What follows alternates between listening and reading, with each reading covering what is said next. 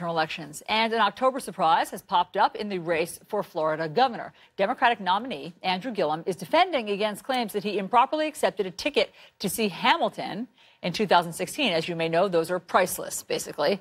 Gillum saw the Broadway show with his brother, a close friend named Adam Corey, and, unbeknownst to him, an undercover FBI agent posing as an Atlanta businessman named Mike Miller.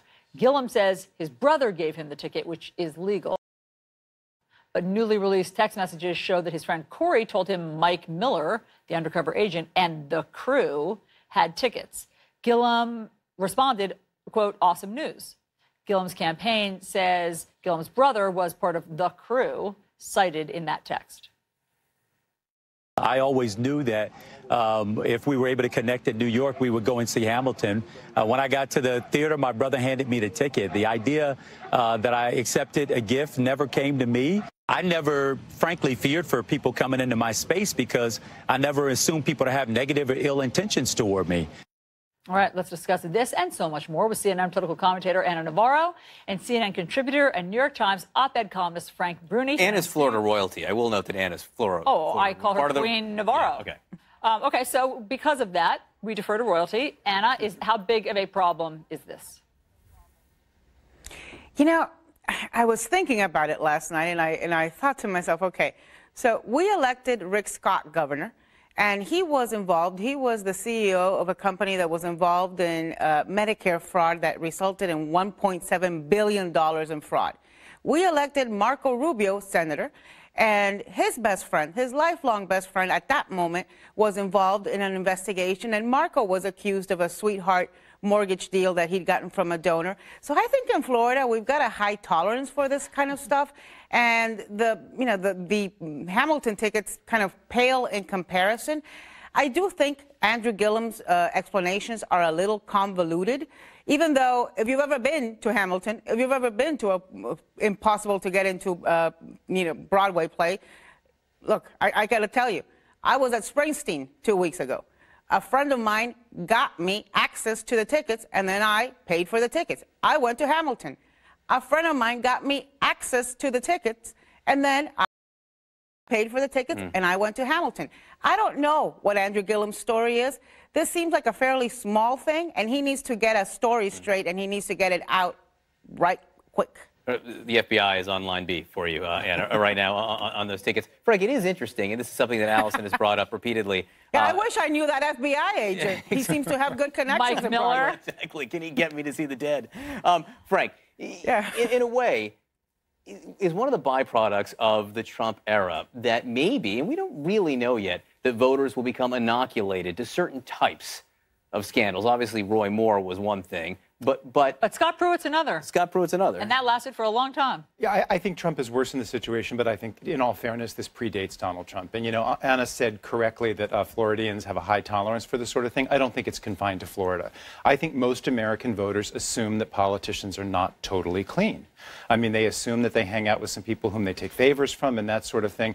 And in the context of that, honestly, I don't think a single Hamilton ticket is going to ruin Andrew Gillum's campaign. I also think this new information does not resolve and solve everything. I mean, he's correct. That text is sort of ambiguous. You can say that that text does not prove that the ticket was from the FBI agent or from the guy trying to buy influence, that the reference to the crew gives Andrew Gillum enough wiggle room to kind of say what he's saying.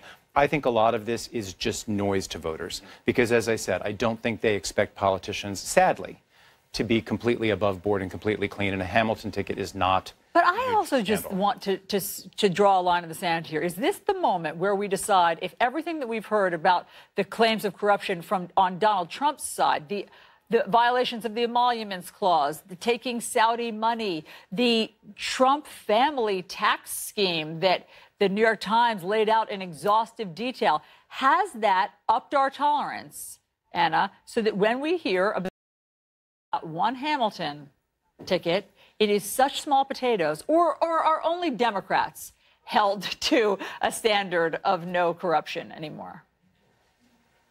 You know, frankly, only Democrats are stupid enough to apologize for it and try to make excuses and justify it and explain it, instead of just, shrugging their shoulders and saying, so what?